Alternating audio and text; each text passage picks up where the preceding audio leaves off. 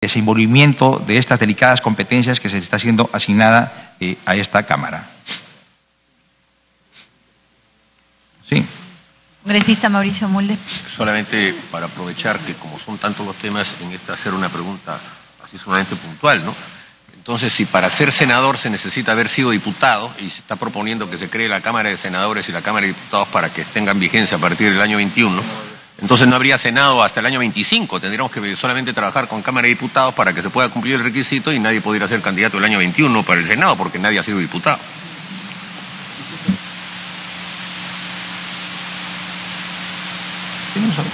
Al final, entonces, todas las preguntas. Congresista Mulder, tomamos nota de lo que está preguntando. Gracias, congresista.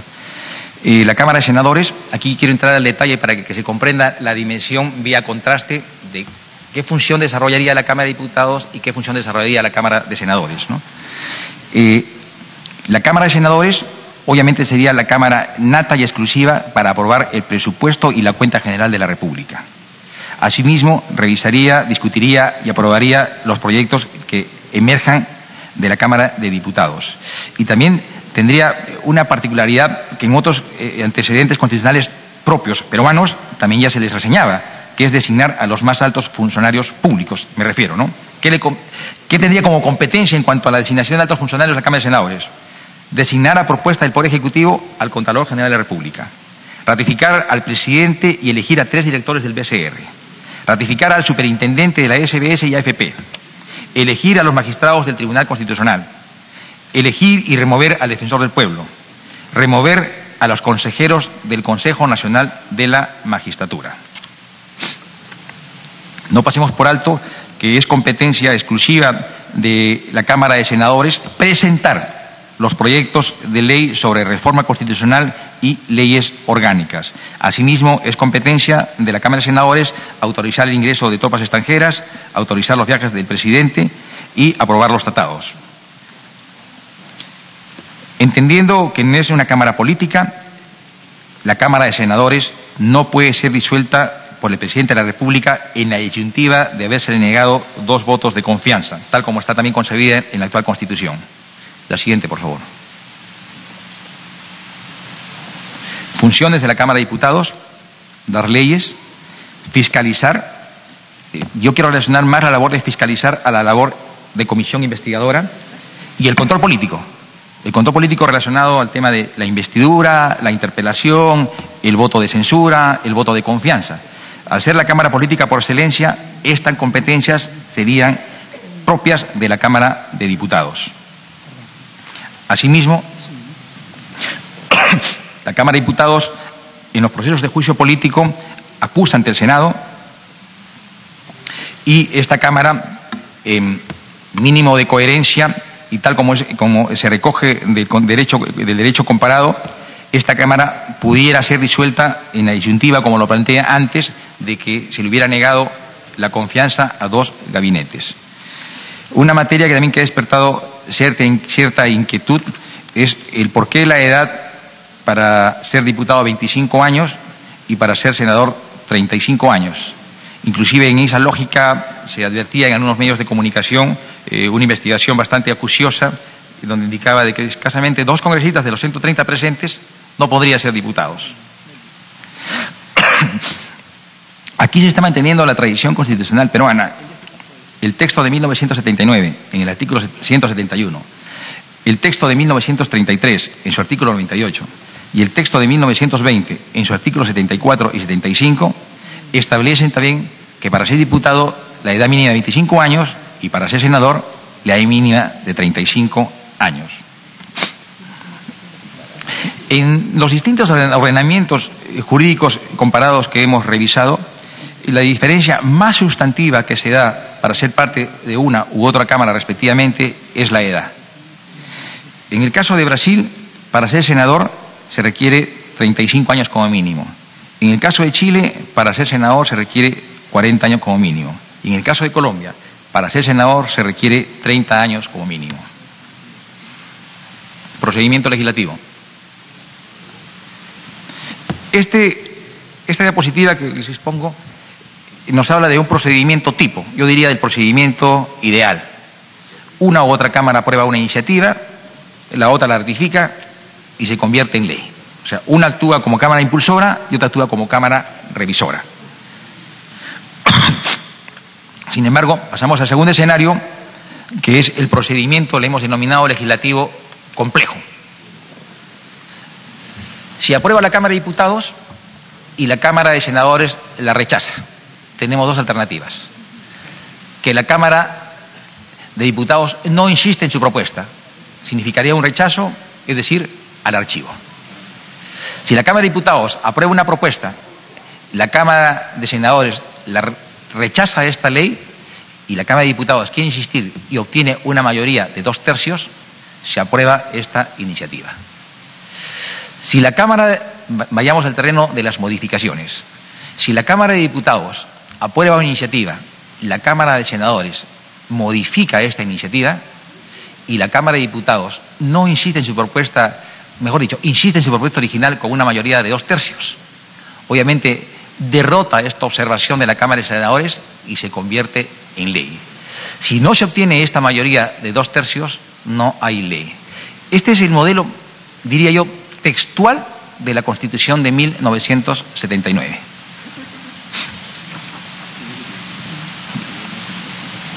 En el tema de la observación del presidente a las autógrafas de ley que emerjan del Congreso de la República, ¿no?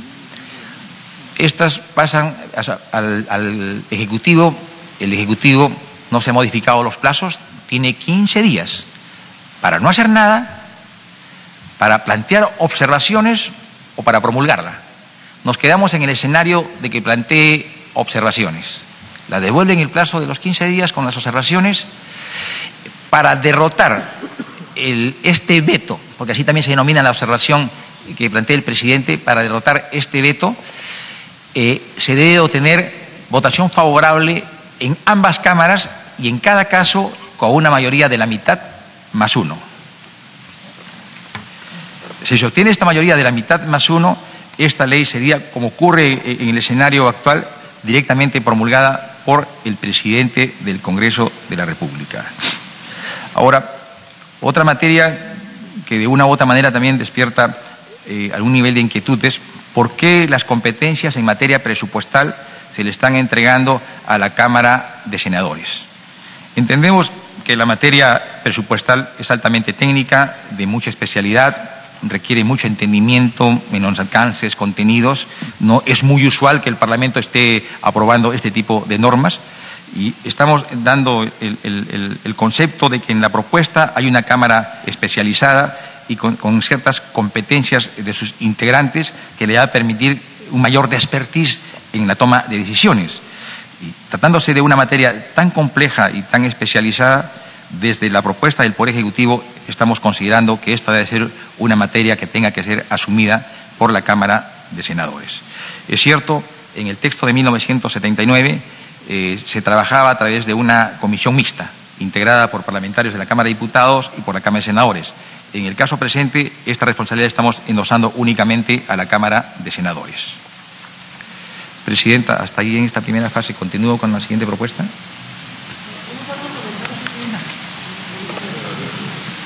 Claro, si ya ha culminado usted con toda su exposición con respecto a este proyecto de ley, procede entonces que los congresistas hagan preguntas, hagan comentarios. Nosotros habíamos invitado a la congresista Alcorta, el congresista Mulder, habíamos invitado a los autores de iniciativas legislativas en torno a este proyecto a fin de que expongan. Sin embargo, en la primera parte se acordó que iban a participar sustentando su proyecto con los aportes que ellos tienen a través de su participación en la forma de preguntas a nuestro invitado el día de hoy. Así que esa sería la dinámica y procedemos a darle luz a la congresista Alcorta, luego el congresista Mulder y seguimos tomando nota. Gracias, presidente. Saludar nuevamente al ministro de Justicia. Como comentarios, no puedo entrar al debate, simplemente algunos comentarios, por ejemplo, el tema de la paridad. La presidenta del Senado, Isabel Allende, de Chile, en una reunión que tuvo con líderes mujeres que invitó a diferentes mujeres de diferentes países a nivel, propuso, ya nos comentó que propuso al Congreso, por ejemplo, que los partidos políticos, mientras más mujeres incluyan en sus listas, el gobierno que financia los partidos les daría más dinero por cada candidata mujer en la lista. lo que nos pareció realmente un insulto, casi la venta de las mujeres para entrar en una lista. Cuidado, comentario. Después, en el tema, por ejemplo, que acá se toman referentes en algunos países para determinadas cosas, a 2 cámaras, una cámara, las edades, pero para otras no, en cambio una cámara o 2 cámaras. En lo personal me es igual que haya 1 o 2 cámaras. Tercero, es tal el poder que tiene la Cámara de Senadores, con esto termino, es tal el poder que le dan a la Cámara de Senadores que no tiene ninguna razón de que haya diputados. O sea, los diputados convocan al ministro Interior, y se lo digo porque yo sí me he hecho mi chambita, o sea, esto he visto 1 por 1. La Cámara de Diputados trae al ministro para interpelarlo. Lo acusa, no lo acusa bien, lo acusa, pasa al Senado, y el Senado decide si la acusación de diputados pasa o no pasa. El presupuesto de la República, donde están todas las regiones, la ve el Senado, es la Cámara reflexiva, los demás no piensan. O sea, la subcondición a la que pone la Cámara de Diputados es pésima. O sea, los referentes de la Constitución del 79, el Perú cambió, somos casi 32 millones de habitantes, porque el INEI tampoco nos da una cifra exacta por el desastre que hubo.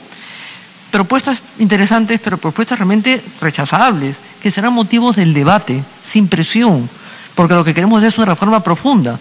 Entonces el presidente dice que todos se vayan, que todos se quiten, no sé cuántos, no se supongo que él también, pero además dice que la gente está harta de los políticos que cierran el Congreso. Entonces hay que hacer una Cámara de Senadores con la misma cantidad de congresistas, 130. 30 de senadores y 100 diputados. Ni siquiera, y se lo digo porque me ha dado el lujo de ver 1 por 1, ni siquiera hay el lujo de un mínimo, minúsculo, chiquitito estudio de cuánta gente hay por región, en Tumbes, en Loreto, en Arequipa, en Madre de Dios, para hacer qué cantidad de población hay y qué representación debe tener. No puede tratarse exactamente por igual de ninguna manera. Hemos visto varias veces el caso de Madre de Dios que tiene un diputado y se castiga y que parece 2 o 3 meses para nombrar al nuevo representante, aunque somos cristianos de la nación. Si vamos a hacer una reforma a través suyo, Presidenta, del tema electoral y los partidos políticos, hagamos las cosas bien. Y hagamos las cosas de Senado y diputados en la Cámara de darse el caso como corresponde, con la representación necesaria que le corresponde al Perú. Porque si ustedes se han enfrentado y han enfrentado a la población contra el Congreso a presionarlo, asuman también la responsabilidad de hacer por lo menos las cosas bien. Con todo respeto, ministro. Nada más, gracias. Gracias, congresista Lourdes Alcorta. Congresista Mauricio Mulder. Presidenta, sin ánimo de entrar a los detalles, porque estoy seguro de que esto no va a terminar hoy día y seguramente los detalles seguirán discutiéndose, quiero solamente hacer algunos comentarios de carácter general. En primer lugar, saludar la presencia del congresista ministro aquí en la Comisión de Constitución, y creo que eso va a contrapelo de algunas declaraciones de él en el sentido de que sí o sí se van a hacer las cosas, que no se va a permitir ningún cambio de las propuestas que se están haciendo, y creo que su presencia acá revela que sí se pueden permitir cambios, porque si no estaríamos aquí de más. Si podemos sugerir modificaciones y esas modificaciones tienen el voto de los parlamentarios, me imagino que las tendrán que aceptar, no van a estar en una actitud de sí o sí, como se ha dicho públicamente. Me solicito una interrupción del congresista Mantilla, presidente. Congresista Mantilla. Sí, Presidenta. Justo en la línea que acaba de precisar el congresista Mulder, definitivamente acá no se va a aprobar ninguna propuesta, ningún punto que ha señalado el ministro de Justicia, ¿no? Porque esto requiere un debate amplio. Inclusive acá yo tengo unas recomendaciones de un foro de acuerdo nacional que se hizo, donde recomienda que cualquier modificación constitucional debería ser por consenso, ¿no? Porque no es una cuestión de que venga, digamos, el Ejecutivo a imponer, quiero esto y se tiene que aprobar, ¿no? Se tiene que debatir. Entonces, en esa línea, Presidenta, yo, estando acá el ministro, y quiero que quede grabado y constancia en esta sesión, quisiera que en todo caso que el ministro en forma clara y precisa diga si ellos van a, respetar el producto del debate que se haga sobre estas propuestas, o van a querer imponer la propuesta que ellos están presentando. Eso quisiera que en todo caso precise, porque el debate no va a terminar hoy día, esto va a continuar por varias semanas. Muchas gracias, congresista Mulder. Gracias, congresista Mantilla. Congresista Mulder. Bueno, Presidenta, no, al contrario, lo que constato es que el gobierno se da cuenta que no puede imponer, porque para imponer en el Parlamento se necesita votos, y los votos no los tienen. Y como no, muchas otras bancadas no los tenemos. Entonces se tiene que trabajar mecanismos de consenso y de búsqueda de entendimiento para que los votos puedan permitir modificaciones constitucionales básicas como estas, en donde se va a necesitar, para que lo hagamos lo más rápido posible, 87 votos. 87 votos en un parlamento como el nuestro indica consenso sin ninguna duda.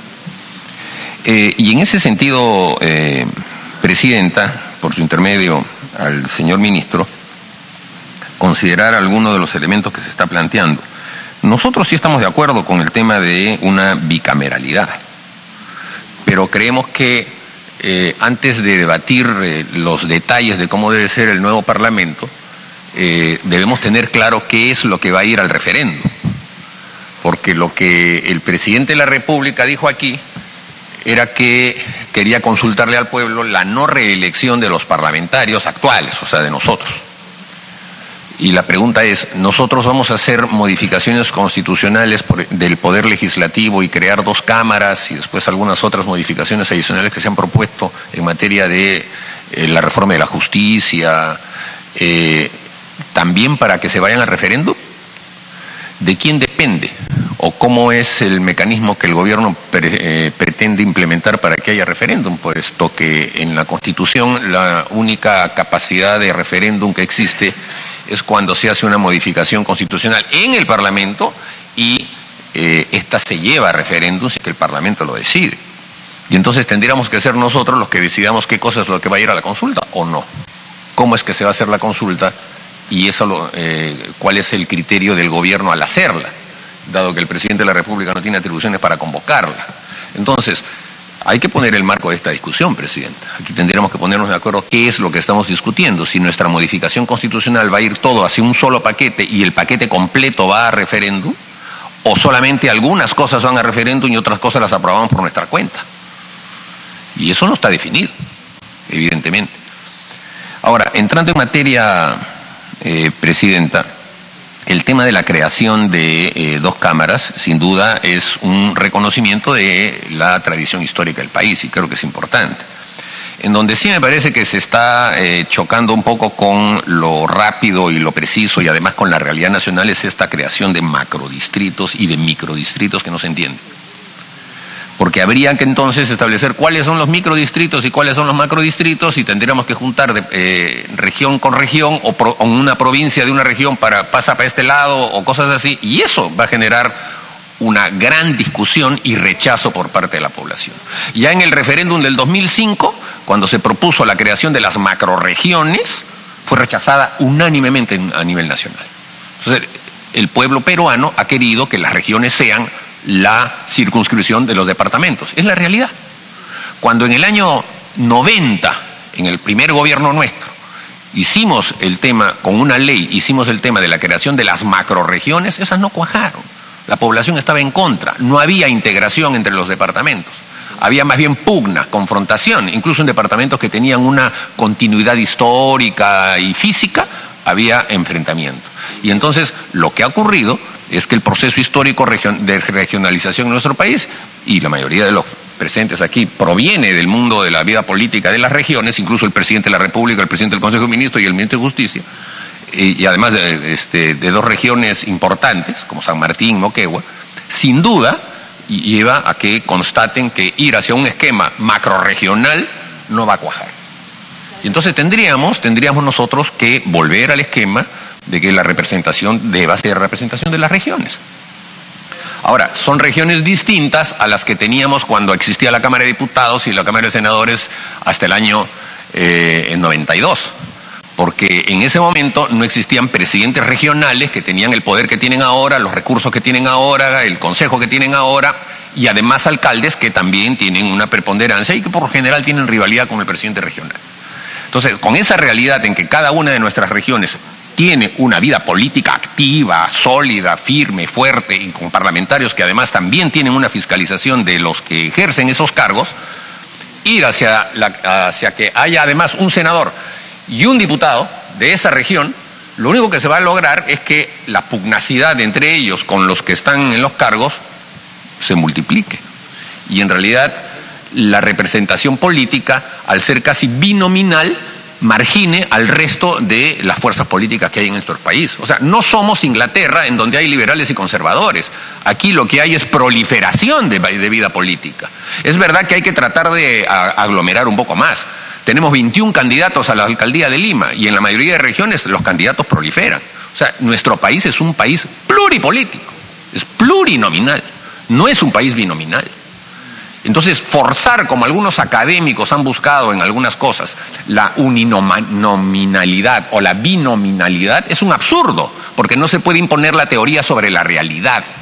Y buscar que además el representante al Parlamento sea una especie de microrepresentante distrital, como se dice, ¿no? Que a ver, San Juan del Lurigancho debería tener su congresista, pero entonces es absurdo, es no entender la razón de ser del congresista. El congresista no está para fiscalizar al alcalde solamente y circunscribirse a un distrito, porque en ese caso tendríamos que tener 2.000 congresistas, uno por distrito, mínimo.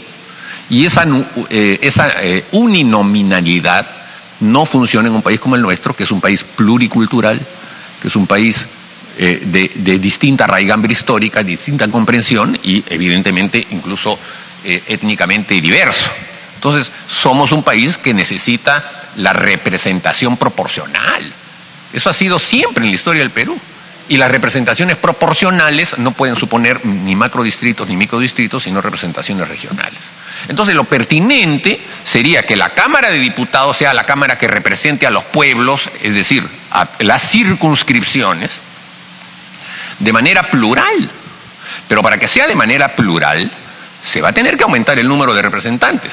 Porque una de las cosas que ha pasado aquí, por ejemplo, y lo dijeron algunos en el debate inicial que teníamos en este Parlamento, es que el hecho de restringir el número de parlamentarios y después llevar hacia los distritos plurinominales ha llevado a que un partido político que obtuvo 31% en la primera vuelta haya tenido casi el 80% de los parlamentarios, que es el caso de Fuerza Popular. Ahí hay una distorsión, sin duda alguna. Pero esa distorsión está motivada por el hecho de que no existe una compensación de carácter nacional. Es decir, un Senado que se hubiese elegido en distrito nacional único hubiese tenido la proporcionalidad del voto. Pero cuando es plurinominal no la tiene. ¿Por qué? Porque el número también es pequeño. Y entonces, si se está proponiendo de que sean 2 por región, si ese esquema se hubiese aplicado en las elecciones del 2016, en este Congreso solo habría una fuerza política. Porque es la que habría ganado en todas las regiones. Solo habría una fuerza política. Entonces, no podemos ir hacia esquemas como esos si no los trasladamos justamente hacia la realidad. Y por eso, cuando se propone, por ejemplo, un Senado de 30, eso va a ser indefectible. Aquí somos casi 30 ya. El Senado sería de este tamaño. Sería un cenáculo en un país de 31 millones de habitantes. Sería un cenáculo.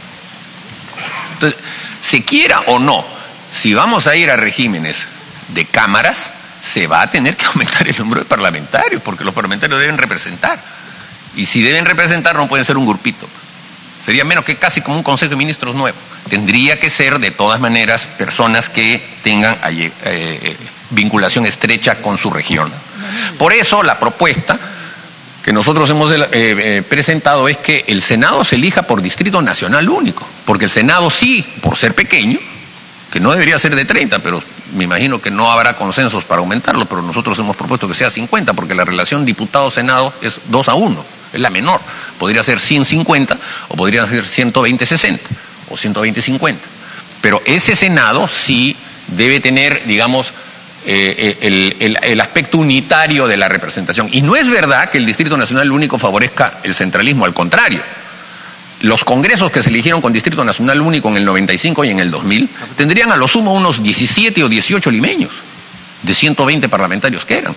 Porque los que tienen, los líderes políticos que tienen, digamos, presencia nacional y que tienen voto en todo el país y que salen elegidos por esa razón, no pasan de ser un puñado de personas, digamos, una docena o 15. El resto salen con los bolsones de cada una de las regiones. Así fue. No había un centralismo. Al contrario, ahora hay más centralismo porque Lima ya tiene 35, o sea, de número. Y antes no tenía 35, tenía menos. Entonces yo creo que hay que repensar esas cosas. Hay que darnos cuenta que ir a la creación de macrodistritos o microdistritos nos va a complicar en exceso el tema. Y hay que pensar también en que si eso es algo que la población quiere. Si es que vamos a ir a un referéndum en donde el paquete completo sea no reelección de parlamentarios, pero creación de Cámara de Diputados y senadores, más el Consejo de la Magistratura y todo eso en un solo paquete, no se sabe qué cosa puede salir de ahí. ¿Qué pasa si sale el no? Entonces seguimos como si nada hubiese pasado. Entonces, todo esto, Presidenta, merece de parte del Congreso discusión detallada. Esto no es un sí o sí para mañana. Esto no es ya de una vez porque se quiere hacer el referéndum el día de las elecciones municipales o el 2 de diciembre. No, las cosas hay que hacerlas bien. No se trata de salir las cosas al tuntún. Y en ese sentido, Presidenta, mi propuesta es que este tema abarque las discusiones de esta comisión por lo menos un par de meses e intensamente y exclusivamente, o si se puede hacer incluso menos, mejor, y que después abordemos todo hacia un solo proceso de modificación constitucional y ese proceso de modificación constitucional se vaya a referéndum completo. Gracias. Gracias, congresista Mulder. Congresista Mario Mantilla. ¿No? Perfecto. Congresista Alberto de Belaunde. Me solicita una interrupción la congresista Alcorta. Hay congresista Alcorta. Gracias, presidente. Creo que la exposición que ha hecho Mauricio estamos complementándola abiertamente, porque eso es lo que hemos dicho al inicio. Lo que pasa es que es tan improvisada la propuesta que han dicho 150 senadores de frente, mañana, sin tener ni siquiera la mínima referencia de la población que hay por cada región. O sea, Lima necesita tener un senador igual que Tumbes, igual que Madre de Dios, Arequipa al igual, Cajamarca, Moquegua, Iquitos, ¿es la misma cantidad o es por población la representatividad?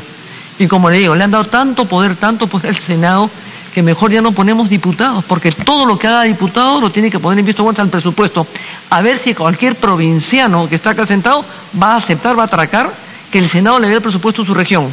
Ni siquiera quieren compartir el canon. Pero además la de mayor demostración y por el apuro fue el gobierno de Toledo, donde la descentralización fue un verdadero desastre, tan desastre y tan poco generoso que puso un ejemplo, con esto acabo. Ancash, una carretera de Ancash a Huánuco, 40 kilómetros, con toda la plata que tiene Ancash, no la quiso hacer porque no tenía por qué hacerlo, aunque Huánuco tuviese un mango para hacer una pista. Ese es el tema. ¿Cuál es la referencia que tienen que ustedes han planteado 50, 100, 30? Sí, por lo menos por población, algo que hubiera sido más profundo. Nada más, gracias. Gracias, congresista Alcorta. Congresista de Belaunde. Gracias, presidenta. Sí, creo, bueno, yo tengo una propuesta firmada por varios colegas de reforma constitucional justamente para el tema de bicameralidad. Y creo que un aspecto central de ese debate tiene que ver con la representación. ¿No? Somos el espacio dentro del Estado peruano representativo por excelencia, ¿no? Nosotros tenemos que llevar las opiniones de los ciudadanos y darle un cauce institucional, que es el Congreso de la República. Entonces, cuando discutimos sobre el retorno a la bicameralidad, creo que el tema de representatividad de los congresistas debe ser el eje central del debate. Y ello pasa, entre otras cosas, por no poner la carreta delante de los caballos, no señalar cuántos congresistas creemos que deberían haber para luego ver cómo son elegidos. Debe ser al revés, debemos pensar cuál es el mecanismo de elección que queremos tener para asegurar una mayor representatividad, y en base a eso saldrá un número adecuado de congresistas. Porque si no, estamos generando un problema serio de representación que afectará la legitimidad de ejercicio del futuro Congreso. Por poner un ejemplo, en el año 56 contábamos con 235 parlamentarios. Eso quiere decir que cada parlamentario representaba a 29.886 ciudadanos. Hoy, en el 2018, somos 130, con lo cual cada parlamentario representa 242.220 ciudadanos. Hay claramente un problema del número de parlamentarios que hay por ciudadanos. Y yo no sé si... ¿Me solicitó una interrupción el colega? Congresista Segura. Gracias, presidenta, gracias, colega, y disculpe la interrupción, pero justamente en esa línea que usted está mencionando, siguiéndose hasta el año 50, en los años 80 éramos 16.000, 17.000 habitantes y representábamos a 67.000 con 240 parlamentarios, 60 senadores y 180 diputados. Entonces, Quería reforzar lo que usted estaba diciendo con esa data también, porque estoy presentando un proyecto de ley de bicameralidad, pero es importante, ¿qué cosa es lo que queremos como representantes? Es representar a la población, ¿no? Entonces hoy, como bien lo ha dicho el congresista, estamos por encima de los 240.000 y es lo que debe plantearse en esta mejora. Estamos hablando de mejorar el ambiente, el escenario político, y justamente esto es un tema de representatividad, efectivamente. Gracias, presidente. Gracias, congresista. Gracias, congresista Segura. Congresista